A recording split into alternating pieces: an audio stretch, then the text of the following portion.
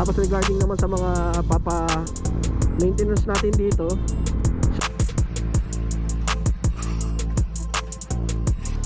yan, power station. Dagdagan lang ng 2,000.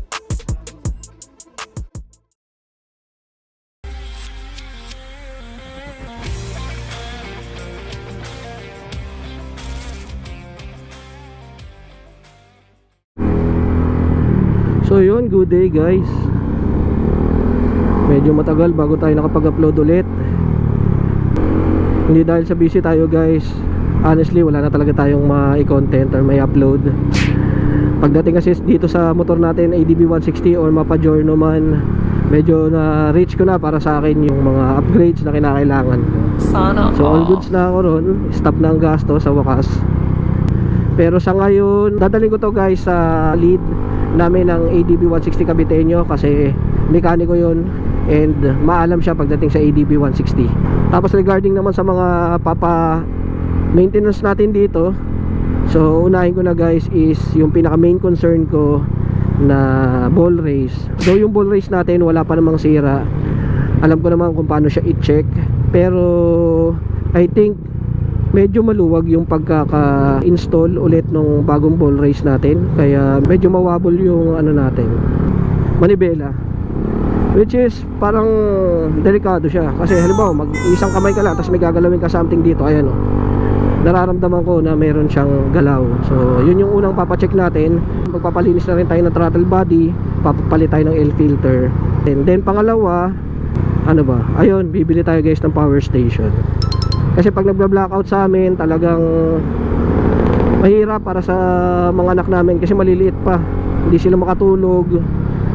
At higit sa lahat, medyo nahihilig tayo ngayon sa camping. Tapos ang susunod na goal ko guys is makapag-car camping kami ng wife ko, kasama yung mga anak namin, susubukan namin. Kaya kailangan talaga namin yung power station. Tsaka napaka ano nun guys, napaka essential, lalong lalo na kung madalas nagba-blackout sa bahay nyo o sa lugar nyo. Tapos yung pangatlo, bili tayo ng bagong action cam guys. Pinapipili kasi ako ng wife ko kung bibili kami ng bagong camera para gamitin namin sa mga adventure namin. Plan kong bumili ng 360 camera. So later, tignan natin kung ano yung mga mabibili natin. So stay tuned lang kayo dyan guys.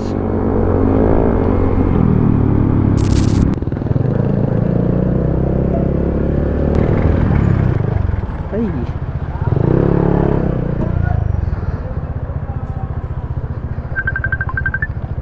okay na, touchdown. Dito na yan guys.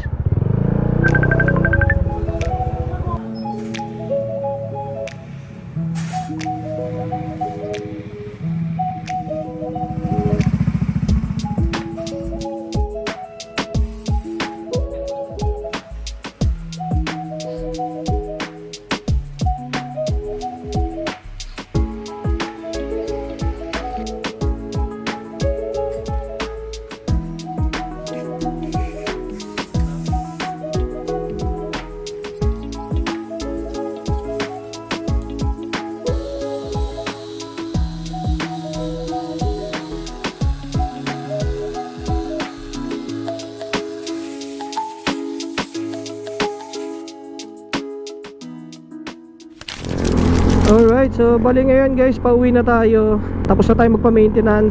Galing tayo doon sa shop ng pinag-worka ng lead ng ADB 160 Caviteño kay Kapnico. So doon natin lagi pinapa-maintenance yung motor natin, lalo na kapag hindi ko na siya ma-DIY or tinatamad ako.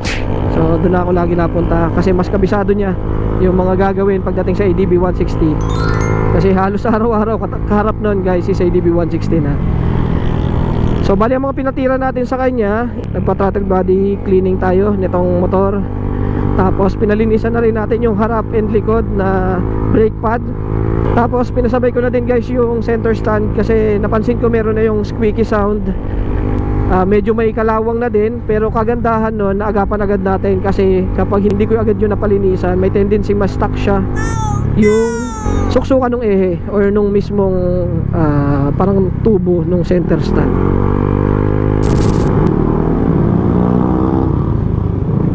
bago tayo umuwi guys, bili muna ako dito sa Moto Central ng air filter para dito sa ating ADB 160.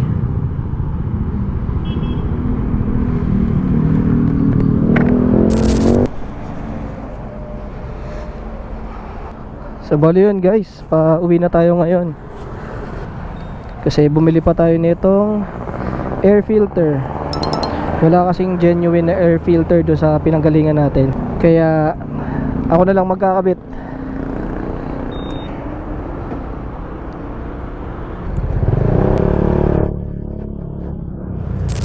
So yun guys, bali nandito na tayo ngayon sa may Ayala Mall, sa may Solinad, dito sa Nubali. So yun, tulad nga na na-mention ko kanina, bibili tayo ng power station. Ang haba ng pila. Kanina pa kami rito, parang almost 15 minutes na kami. Tapos meron pa mga tumatawid galing sa kabilang lane.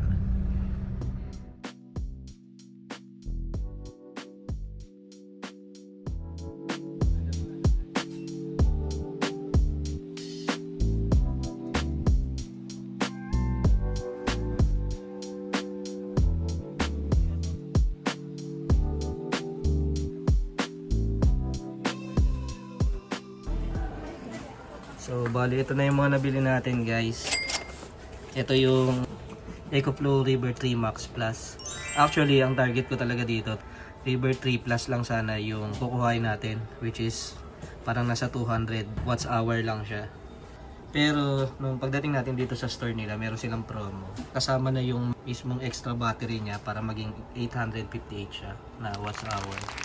So nakita ko to parang sa online around 34 plus. Ngayon dahil naka-promo sila, 28,990 na lang. Tapos may pa-free pa sila na solar panel. 45 watts lang yung kasama. Pero dahil bumili rin tayo ng X5 na essential bundle. So ayun, prinomo rin nila yung 60 watts. Okay, solid na. Tapos may pa-tote bag pa and mga stickers. Susulit yung punta natin dito guys. Buti na lang na timing na dito tayo punta. 2 hours later.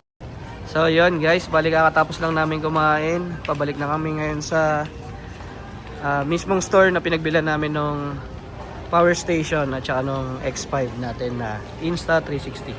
Pick upin na natin kasi medyo mabigat guys yung River 3 Max Plus na EcoFlow. Tumitimbang siya ng 11 kilo. Kaya iniwan muna namin dun sa store. Yan, okay. Sige, sige. Ito yung Insta360 X5 natin guys. Yan, sakto. Let's go.